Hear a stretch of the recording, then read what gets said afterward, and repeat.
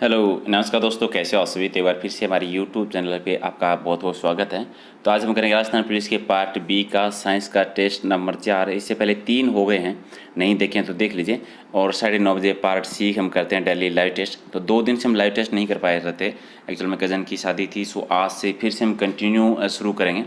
Okay, तो मैं ऊपर वाला सारण सब्सक्राइब नहीं किया तो इस बटन पे ओके करके सब्सक्राइब कर लीजिए, ताकि जब भी नया वीडियो आएगा उसका नोटिफिकेशन आपको मिलता रहेगा। और लिंक मैंने डिस्क्रिप्शन दे दिया अनअकैडमी लर्निंग ऐप का, जहाँ पर आपको राजस्थान जीके के 5000 और साइंस के है वो 2000 ऑनलाइन क्वेश्चन मिल जाएंगे। तो एक बार वो भी सीरीज जरूर देख लेना। और 9:30 बजे पार्ट सी का हम लाइव टेस्ट करते हैं राजस्थान जीके का, तो उस टाइम भी आप डेली आ जाना, चाहे आपके पास नोटिफिकेशन पहुँचे या नहीं पहुँचे। तो चलिए शुरू करते हैं। आप लोग भी काउंट करना कितने क्वेश्चन आप राइट कर पाते हैं। पहला क्वेश्चन आपका यह था कि कार्बन मोनोऑक्साइड और नाइट्रोजन के गैसीय मिश्रण को क्या कहते हैं। कार्बन मोनोऑक्साइड और नाइट्रोजन, इन दोनों के गैसीय मिश्रण को किस नाम से जाना जाता है। तो पहले का राइट आंसर क्या हो जाएगा, प्रोड्यूसर गैस कहते हैं उसको। राइट आंसर आपका 3 नंबर इसका सही उत्तर। नेक्स्ट आपका क्वेश्चन है कि निम्नलिखित में से कौन प्राकृतिक गैस का मुख्य घटक है। प्राकृतिक गैस का मुख्य घटक कौन सा है। तो दूसरे का राइट आंसर क्या हो जाएगा, मीथेन। क्वेश्चन नंबर 3 कि निम्न में से एलपीजी के घटक हैं। निम्न में से कौन एलपीजी के घटक हैं। तो राइट आंसर आपका क्या हो जाएगा इसमें, ब्यूटेन, यानी सी है वो आपका राइट आंसर। क्वेश्चन नंबर 4 है कि निम्न में से किस में अधिकतम ऊष्मीय मान होती है। तो 4 ऑप्शंस हैं, उसके आधार पर बतानी है कि 4 ऑप्शंस में से किस में सबसे ज़्यादा ऊष्मीय मान होती है। उसमें वैल्यू किस में सबसे ज़्यादा होती है, हाइड्रोजन में होती है। राइट आंसर आपका 1 नंबर। क्वेश्चन नंबर 5 है कि निम्न में से कौन सा न्यूनतम पर्यावरण प्रदूषण करता है। सबसे कम पर्यावरण प्रदूषण कौन करता है, 4 ऑप्शंस के आधार पर। तो इनमें हाइड्रोजन सबसे कम करता है, तो राइट आंसर आपका सी। नेक्स्ट आपका क्वेश्चन है कि उस वैज्ञानिक का नाम बताना है जिसने परमाणु के आकार की एक इकाई की खोज की थी। परमाणु के आकार की एक इकाई की खोज किस वैज्ञानिक के द्वारा की गई थी। राइट आंसर क्या हो जाएगा, फर्मी, यानी 1 नंबर आपका राइट आंसर। अगला है कि निम्न में से कौन सा प्रकाश वर्ष की इकाई है। प्रकाश वर्ष की इकाई, तो प्रकाश वर्ष की इकाई होती है दूरी, बी हो जाएगा राइट आंसर।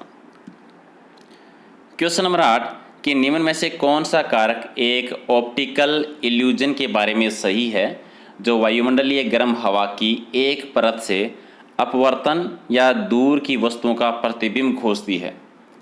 तो ऑप्शंस बड़े हैं, तो एक बार देख लीजिए। राइट आंसर क्या हो जाएगा कि वातावरण के विभिन्न भागों के असमान हीटिंग की वजह से ऐसा होता है, यही एक कारण है। राइट आंसर आपका 1 नंबर। क्वेश्चन नंबर 9 कि सूर्य से पृथ्वी के धरातल पर प्रकाश की मात्रा पहुंचने में कितना समय लगता है। सूर्य से प्रकाश की धरातल पर, यानी सूर्य की किरणें पहुंचने में कितना टाइम लगता है, लगभग 8 मिनट। सी हो जाएगा राइट आंसर। क्वेश्चन नंबर 10 कि तारे पूर्व से पश्चिम तक क्यों चलते हैं।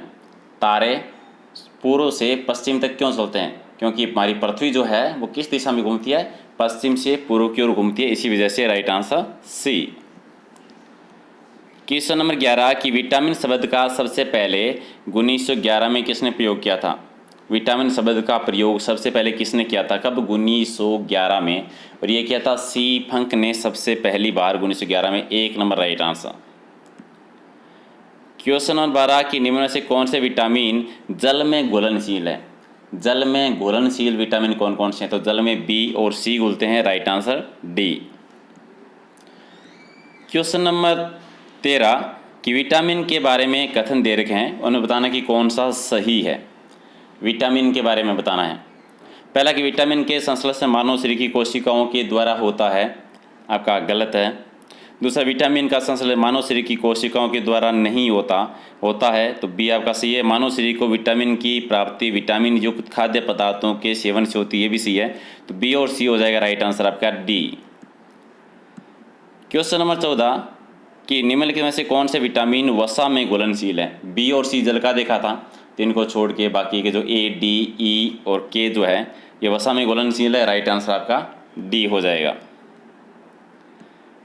क्वेश्चन नंबर 15 कि विटामिन के बारे में 2 कथन हैं, उनके बारे में बताने कि कौन से कथन सही हैं। तो एक बार दोनों कथन देख लीजिए और फिर बता दीजिए कि इनमें से विटामिन के बारे में जो 2 कथन दे रखे हैं, इनमें से दोनों कथन में से कौन कौन से कथन हैं वो सही हैं।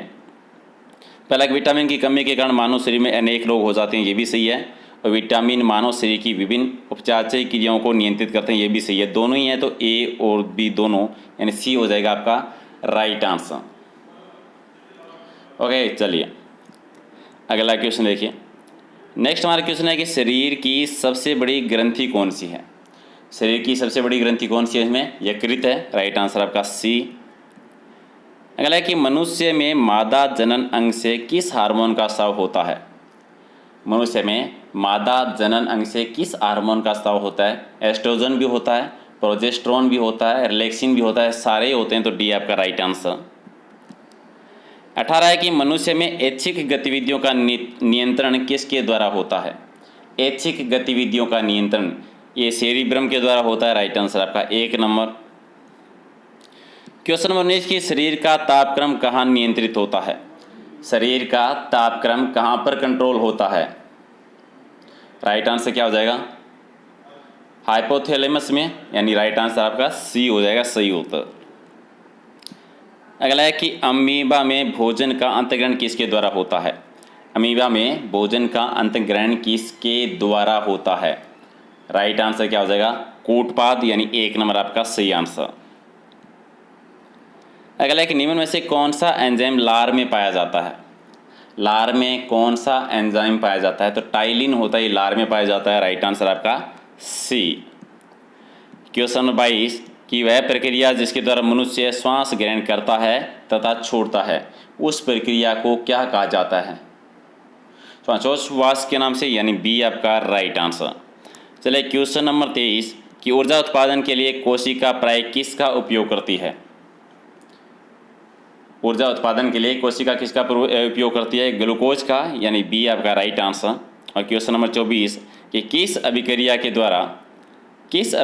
द्वारा पौधों में ऑक्सीजन बाहरी वातावरण से कोशिकाओं में पहुंचता है, और ये विसरण प्रक्रिया के माध्यम से, यानी बी आपका राइट आंसर। और क्वेश्चन 25 कि श्वसन की अभिक्रिया में खाद्य पदार्थों की परिणति क्या होती है, यानी विघटन। तो कहते ये थे 25 क्वेश्चन। तो 2 दिन से लाइव टेस्ट किया नहीं था, तो आज से कंटिन्यू करेंगे। याद रखिए 7 से 8 करंट अफेयर, 12 से 1 पार्ट बी, और 9:30 पर राजस्थान पुलिस का पार्ट सी डेली हम लाइव टेस्ट करते हैं। तो चैनल को अगर सब्सक्राइब नहीं किया है तो कर लीजिए। और अगर आपको PDF लेनी है तो 2 जगह से, टेलीग्राम और फेसबुक पेज से, दोनों का लिंक डिस्क्रिप्शन में, या फिर सर्च कर लीजिए प्रहलाद सारण। और अगर आपको कुछ और पूछना हो तो इंस्टाग्राम का लिंक दे रखा है डिस्क्रिप्शन में, आप मैसेज कर सकते हैं। Okay, thank you.